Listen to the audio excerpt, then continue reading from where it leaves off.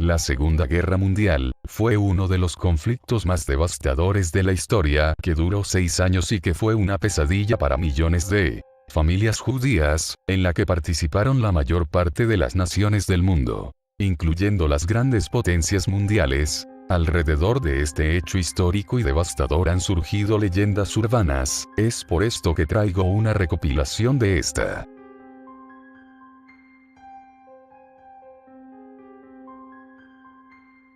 El 17 de agosto de 1987, moría en la cárcel de Spandau, en Berlín, el último de los grandes prisioneros nazis.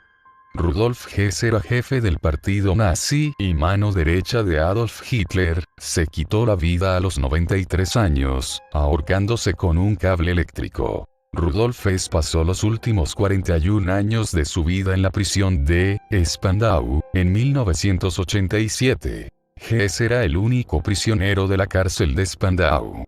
Llevaba recluido en ella 41 años, desde el 1 de octubre de 1946, cuando el tribunal de Nuremberg le condenó a cadena perpetua, debido a las decisiones que tomó y firmó como ministro nazi. El enigma aquí es que como un anciano de 93 años, custodiado por 600 soldados, en una cárcel con medidas de seguridad extraordinarias, pudo evadirlos. Hess era el único recluso de ese lugar. Con 93 años estaba casi ciego, sin fuerza y con una pierna prácticamente inmóvil. Después de lo sucedido, la familia de Hess dijo que la causa de muerte de Hess era poco creíble por la condición que tenía, pero 2 horas después las autoridades dieron a conocer una carta de despedida en el pantalón de Hess que confirmaba se había quitado la vida. Después se realizó una investigación sobre la muerte de Hess que la misma Margaret Thatcher, entonces primera ministro del Reino Unido, se negó a revelar el resultado. Y se determinó que la causa de muerte de Hess fue por asfixia.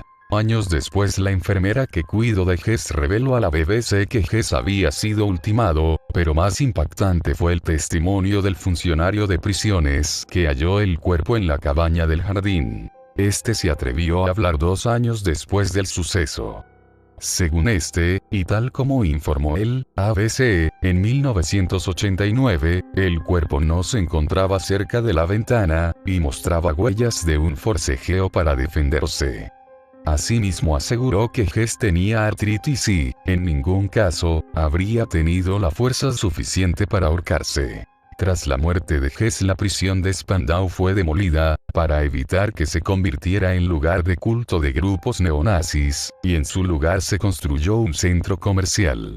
La muerte de Hess sigue siendo un misterio y ha dado pie a cientos de teorías. Hay quien dice que fue ultimado por el MI6, el servicio secreto británico, otros piensan que en realidad se eliminó a otro hombre en su lugar. La verdad, por lo menos a mí, me genera intriga en base a lo ya mencionado. Pareciera que Hess fue silenciado, pero ¿por qué esperar 41 años para eso, pudiendo ser el caso en los juicios de Nuremberg, dándole una condena a muerte y no tenerlo 41 años en prisión con gastos de 60.000 euros anuales? Sea como fuese, la muerte de Hess deja más dudas que respuestas. ¿Y tú qué opinas? ¿Realmente se quitó la vida o alguien lo silenció? La leyenda cuenta que el soldado romano que traspasó a Jesús en la cruz para demostrar que estaba muerto, conocido como Longinos, según el Evangelio apócrifo, vio mal y cuando la sangre de Cristo cayó sobre él, recuperó la vista y se convirtió al cristianismo. La leyenda dice que su poseedor tendría un poder incomparable. Pasó de mano en mano de varios reyes y líderes de la historia. Hitler conoció su existencia en su juventud y, cuando tuvo la oportunidad, no dudó en hacerse con ella. La lanza del destino era una de las reliquias más codiciadas por el líder nazi, y no escatimó en gastos para proteger su preciado tesoro. La lanza del destino, una lanza sagrada o también llamada la lanza de Longinos, porque fue Longinos, un soldado romano, quien clavó su punta en el costado de Jesucristo en la cruz. Estaba rodeado de leyenda. Aquel que lo tenga, para bien o para mal, tendrá el destino del mundo.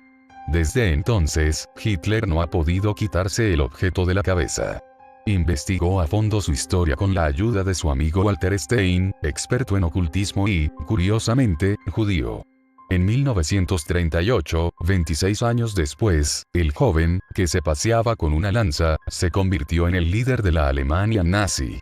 En cuanto se hizo con el poder en Viena, fue a por su codiciada reliquia. Hitler estaba en posesión de la lanza del destino. Ahora había que depositarlo. Se tardó 5 meses en preparar el viaje de la reliquia junto con otras partes del tesoro que Hitler había saqueado en Viena. En un viaje secreto, la lanza fue transportada en un tren blindado y escoltada hasta Nuremberg. Allí la reliquia estaba escondida en un búnker antiaéreo. Algunos dicen que Hitler se suicidó cuando supo que los aliados le habían quitado la lanza. Por si los ingredientes místicos no fueran suficientes. Pero la verdad es que la lanza fue encontrada por los americanos unos meses después de la muerte del Führer.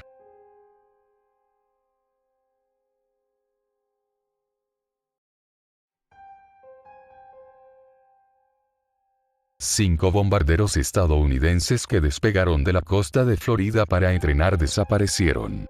No se encontró ningún rastro ni de los aviones, ni de las 14 personas que iban a bordo.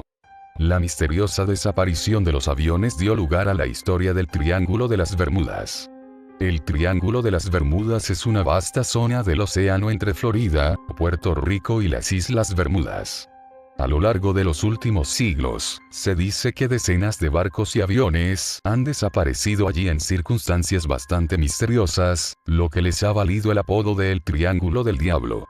Este triángulo de mar y aire, que se extiende a lo largo de 1.000.000 de kilómetros cuadrados, ha sido escenario de innumerables historias, avistamientos de platillos voladores, monstruos legendarios y otros fenómenos difíciles de explicar, pero todos con el mismo objetivo: atraer a las profundidades del océano a cualquier barco o avión que lo atraviese. En la mañana del 6 de diciembre de 1945, al salir el sol sobre la base aérea de Fort Lauderdale, en Florida, comenzó la búsqueda de la tripulación del vuelo número 19 por aire y por mar.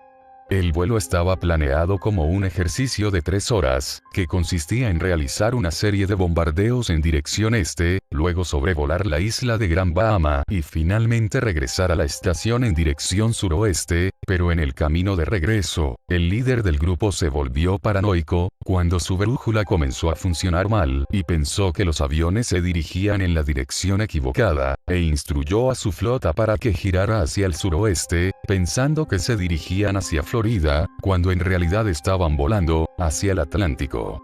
A medida que los aviones se dirigían hacia el Triángulo de las Bermudas, sus señales empezaron a desvanecerse y finalmente se perdió toda comunicación y los aviones no volvieron a ser vistos. Minutos después de darse cuenta de que el vuelo 19 estaba en graves problemas, se enviaron 2 aviones de rescate para ayudar.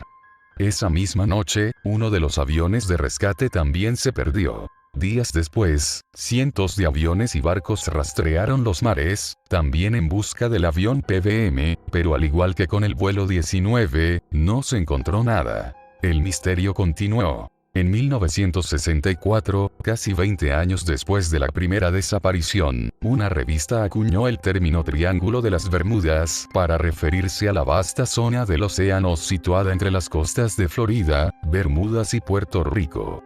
Los creyentes de la leyenda afirman que muchos más barcos y aviones han desaparecido misteriosamente.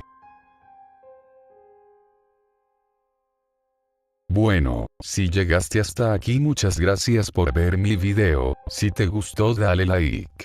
Me despido.